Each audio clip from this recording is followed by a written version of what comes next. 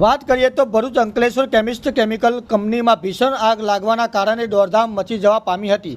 જે રસાયણ પ્રક્રિયા દરમિયાન અચાનક આગ લાગી। આગ વિકરાળ સ્વરૂપ ધારણ કરી લેતા બાજુમાં આવેલી સેન્સો એગ્રોનિકમાં ફેલાઈ હતી। આગ ત્યારે 15 જેટલા ફાયર બ્રિગેડ 2 કલાકની જહેમત બાદ મેળવ્યો હતો આગ પર કાબૂ। જો કે આ ઘટના દરમિયાન કોઈ જાનહાનિ ન પહોંચી હતી। અંકલેશ્વર જેડીસીમાં આવેલા કેમિસ્ટ લિમિટેડ કંપનીમાં ભીષણ આગ ફાટી નીકળતા દોડધામ મચી જવા પામી હતી। અંકલેશ્વર જેડીસીમાં આવેલી કેમાતુર ચોકડી નજીક કેમિસ્ટ લિમિટેડ કંપનીમાં આગ ફાટી નીકળી હતી।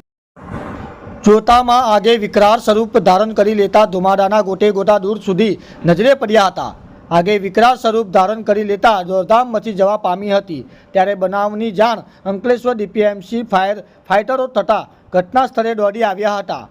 ત્યારે આગ પર કાબૂ મેળવવાનો પ્રયત્ન શરૂ કર્યા હતા, પરંતુ આગે વધુ વિકરાળ સ્વરૂપ ધારણ કરી લેતા બાજુમાં આવેલી સેન્સો એગ્રોટેક કંપનીને પણ આગે ચપેટમાં લઈ લીધી હતી।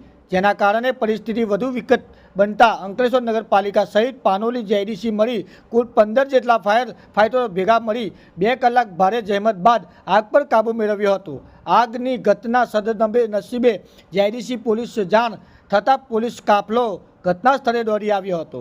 જ્યારે વીજ કંપની ટીમ સહિત અંકલેશ્વરના પ્રાંત અધિકારી BA જાડેજા, મામલતદાર કરણસિંહ રાજપૂત સહિત જીપીસીપીની ટીમ આવી પહોંચી તપાસ હાથ ધરી હતી। ત્યારે આગની ઘટના દરમિયાન સદભાગ્ય બનાવમાં કોઈ જાનહાનિ થઈ ન હતી।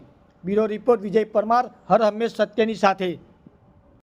આજરોજ અંકલેશ્વર જીઆઈડીસી વિસ્તારમાં પ્લોટ નંબર 6833માં કેમેક્સ નામની એક કંપની આવેલી હતી। તે વેક્સ બનાવવાનું કામ કરતી હતી, પરંતુ અચાનક આ કંપનીમાં સવારે 10:30ના સુમારે આગ લાગી હતી। આગ કયા કારણસર લાગી છે તેની કંઈ જાણવા મળેલ નથી, અને એની બાજુમાં જ આવેલ કંપનીમાં પણ આ આગે ઝપેટ મારી હતી અને તેમાં પણ નુકસાન થયેલ છે। આગ ઓલવવા માટે ફાયર ટેન્ડર લગભગ 9 થી 10 જેટલા ફાયર ટેન્ડર કામે લાગેલ છે। આગ ઓલવવાનું કામગીરી ચાલુ છે। અત્યારે કોઈ જાનહાનિ થયેલ નથી અને હાલ આગ કાબૂમાં આવે એમ છે। એકાદ કલાક પછી સંપૂર્ણ કાબૂમાં આવી જશે।